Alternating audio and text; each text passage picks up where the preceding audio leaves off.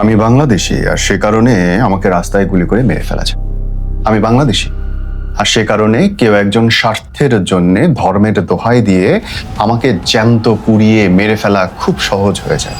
জানেন, এই মুহূর্তে খুব চিৎকার করে বলতে ইচ্ছে করে সর্বকালের সর্বশ্রেষ্ঠ মানব আমার নবী হযরত মুহাম্মদ সাল্লাল্লাহু আলাইহি সাল্লামের কথা। 10ম হিজরি ঠিক মিরাজের কিছুদিন আগে যখন তায়েফে তিনি ধর্ম প্রচার করতে গেলেন এবং তারা প্রত্যাখ্যান করলো আর আমার নবীকে পাথর মেরে মেরে রক্তাক্ত করছিল।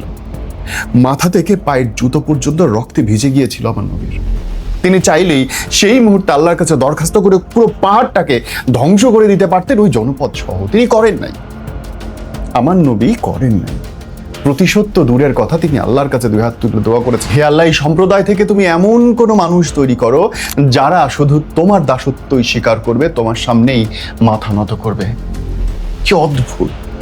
আজকে আমরা ধর্মের দোহাই দিয়ে, যার হাত দিয়ে আমরা ধর্ম পেলাম, যাকে আমরা অনুসরণীয় মানি, যাকে আমাদের নেতা মানি, সেই মানুষটা দেখানো পথও অস্বীকার করে ফেলি নিজেদের স্বার্থে। ছি, ভয় লাগে, ভয় লাগে আমার সেই নবীর সামনে আমরা দাঁড়াবো কেমন করে, এত পাপ আমাদের।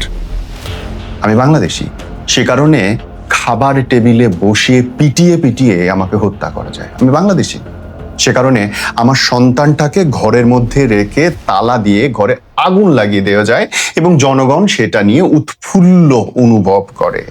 আমার সন্তান ভেতর থেকে চিৎকার করে, বাবা আমাকে কোলেন। মানুষ বিনোদন, আমার সন্তানগুলো পুড়তে থাকে। এই দেশ, এই মাটি, এই পতাকায় আগুন লেগে যায় এবং সবাই দাঁড়িয়ে দাঁড়িয়ে ভিডিও।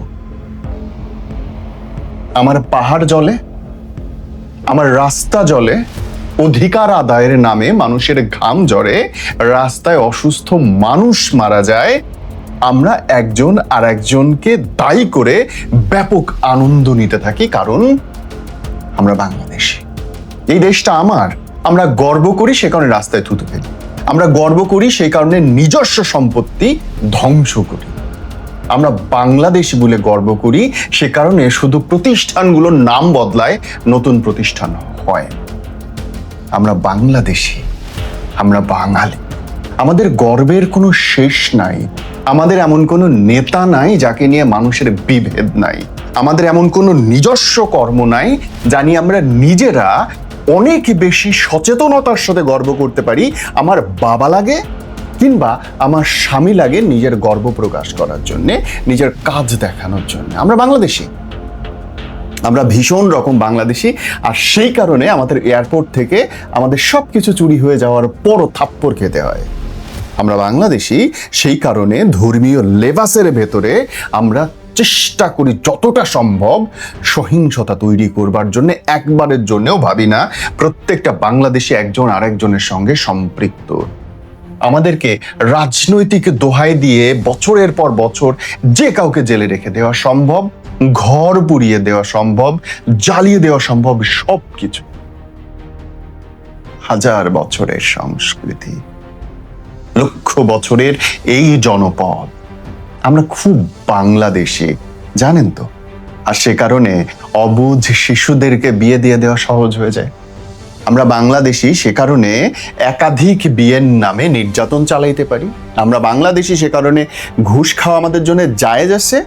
আমরা বাংলাদেশি, সে কারণে আমরা যাদেরকে নেতা মনে করি তাদের প্রত্যেকের চিকিৎসা হয় বিদেশে, আর আমি তুমি রাস্তায় কুকুরের মতো, বিড়ালের মতো ভুল চিকিৎসায়, বিনা চিকিৎসায়, স্বল্প চিকিৎসায় পড়ে মরতে থাকি। আমরা তো বাংলাদেশি ভাই, আমাদের তো গর্বের শেষ নাই।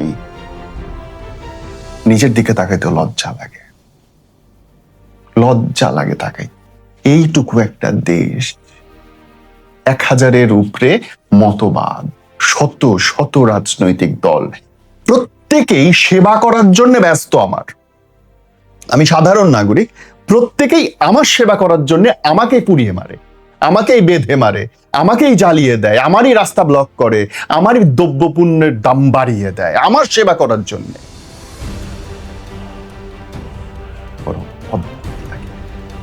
বড় অদ্ভুত লাগে। একটা রক্তের সঙ্গে অন্য রক্তের তুলনা চলে। একটা রক্তের জন্যে রক্তের বন্যা বইয়ে দেওয়া হয়।